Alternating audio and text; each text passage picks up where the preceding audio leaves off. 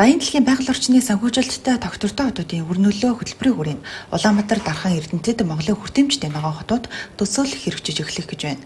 За Монголын хүртээмжтэй ногоон хотууд төслийн баримтчгийг боловсруулах ажлын хэсэг өнөөдөр аймгийн засаг дарга аз жаргал болон холбоотой халбаны төлөөлөлд оволзон хэрэгжүүлэх төслийнхөө арга хэмжээний төлөвлөгөө танилцуулан харилцан санал солилцож орон нутагтаа зөвшөлдсөж байна. Энэхүү төсөл нь хотууд болон орон нутгийн засаг захиргааг байгаль дээлтэй уурын амьсгалын өөрчлөлтөнд төсвөртэй нүүрс зөрөгчийн хийн ялгарлыг боломжит эд хэмжээнд бууруулах, хотын нэгдсэн ерөнхий төлөвлөлт, бодлого хэрэгжилт хөрөнгө оруулалтанд дэмжлэг үзүүлэх зорилготой маа.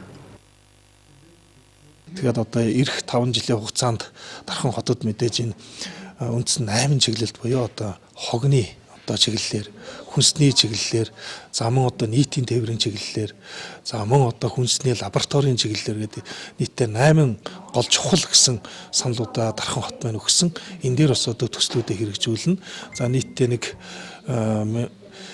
бараг ойролцоогоор 6 орчим тэрбум төгрөгийн одоо буцалтгүйгээр санхүүжилт. За энэ дээр бас манай орон нутгаас бас одоо зардал хуваалцах байдлаар оролцох ийм хэлбэрээр зохион байгуулахаар ингээд төслүүдийнхаа саналыг танилцуулаад ингээд өнөөдөр зөвшөлдсөд за ингээд цаашдаа одоо нөгөө дайны дэлхийн уур амьсгалын сан одоо тэр байгууллагуудаар одоо хүргэж батлуулахаар ингэж ажиллаж байна. Төсөл нь байгаль орчин дээлтэй ногоон хотын эдийн засаг нийгмийн өсөлтөнд тулгарч байгаа гол сорилтуудыг шийдвэрлэх, түүнчлэн тогтвортой хотуудын өрнөлөө хөтөлбөрийн ерхий зорилгот хүрэх ач холбогдолтой юм а. Монголын хүртээмжтэй ногоон хотууд төслийн баримтчгийг боловсруулахад олон улсын болон үндэсний зөвлөлийн банк ажилласан байна.